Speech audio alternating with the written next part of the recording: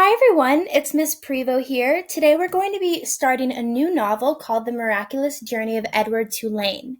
So once or twice a week, I would like to read aloud one of the chapters with you, so it kind of feels like we're in a classroom again, and hopefully it's just another tool for you to comprehend this text.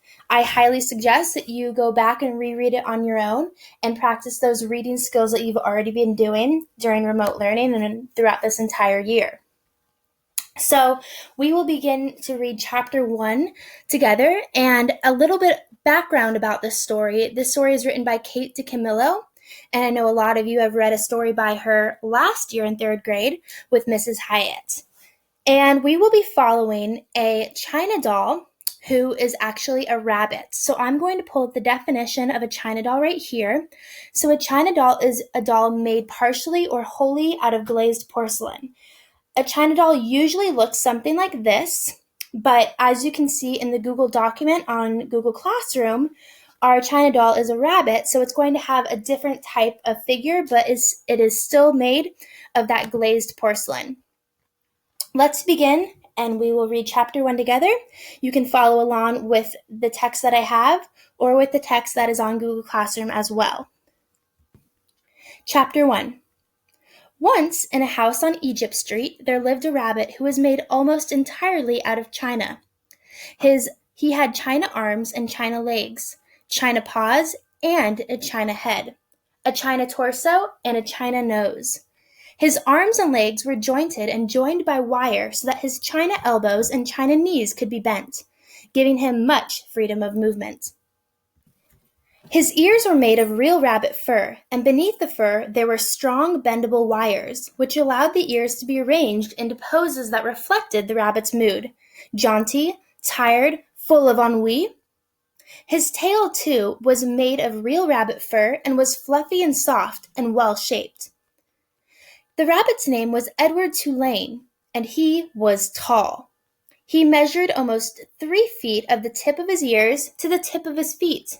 His eyes were painted a penetrating and intelligent blue. In all, Edward Tulane felt himself to be an exceptional specimen. Only his whiskers gave him pause. They were long and elegant, as they should be, but they were of uncertain origin. Edward felt quite strongly that they were not the whiskers of a rabbit. Whom the whiskers had belonged to initially, what an unsavory animal, was a question that Edward could not bear to consider for too long, and so he did not. He preferred, as a rule, not to think unpleasant thoughts. Edward's mistress was a 10-year-old, dark-haired girl named Abilene Tulane, who thought almost as highly of Edward as Edward thought of himself. Each morning she dressed herself for school. Abilene dressed Edward. After she dressed herself for school, Abilene dressed Edward. The China rabbit was in possession of an extraordinary wardrobe composed of handmade silk suits, custom fashioned from the finest leather and designed specifically for his rabbit feet, and a wide array of hats equipped with holes so that they could easily fit over Edward's large and impressive ears. Each pair of well-cut pants had a small pocket for Edward's gold pocket watch. Abilene wound this watch for him each morning. "Now, Edward," she said to him once after she was done winding the watch, "when the big hand is on the 12 and the little hand is on the 3, I will come home to you." She placed Edward on a chair in the dining room and positioned the chair so that Edward was looking out the window and could see the path that led up to the Tulane front door. Abilene balanced the watch on his left leg. She kissed the lip tips of his ears, and then she left, and Edward spent the day staring out at Egypt Street, listening to the tick of his watch and waiting.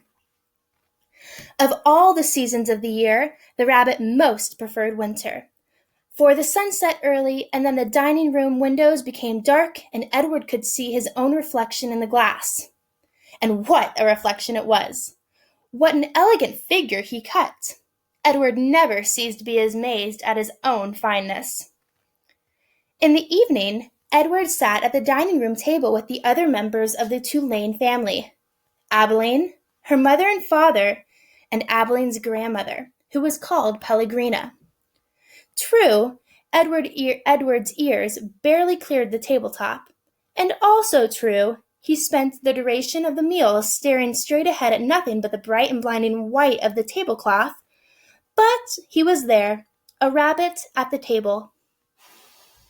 Abeline's parents found it charming that Abeline considered Edward real, and that she sometimes requested that a phrase or story be repeated because Edward had not heard it. "Papa," Abeline would say, "I'm afraid that Edward didn't catch that last bit." Abeline's father would then turn in the direction of Edward's ears and speak slowly, repeating what he had just said for the benefit of a china rabbit.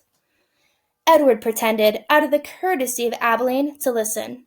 But, in truth, he was not very interested in what people had to say. And also, he did not care for Abeline's parents and their condescending manner towards him. All adults, in fact, condescended to him. Only Abeline's grandmother spoke to him as Abeline did, as one equal to another. Pellegrina was very old. She had a large, sharp nose and bright black eyes that shone like stars. It was Pellegrina who was responsible for Edward's existence. It was she who had commissioned his making. She who had ordered his silk suits and his pocket watch, his jaunty hats and his bendable ears, his fine leather shoes and his jointed arms and legs, all from a master craftsman in her native France. It was Pellegrina who had given him as a gift to Abeline on her 7th birthday. And it was Pellegrina who came each night to tuck Abeline into her bed and Edward into his. "Will you tell us a story, Pellegrina?" Abeline asked her grandmother each night. "Not tonight, lady," said Pellegrina. "When?" asked Abeline. "What night?"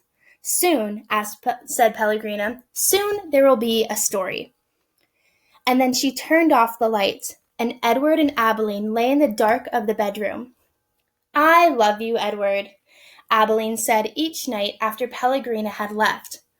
She said those words, and then she waited, almost as if she expected Edward to say something in return.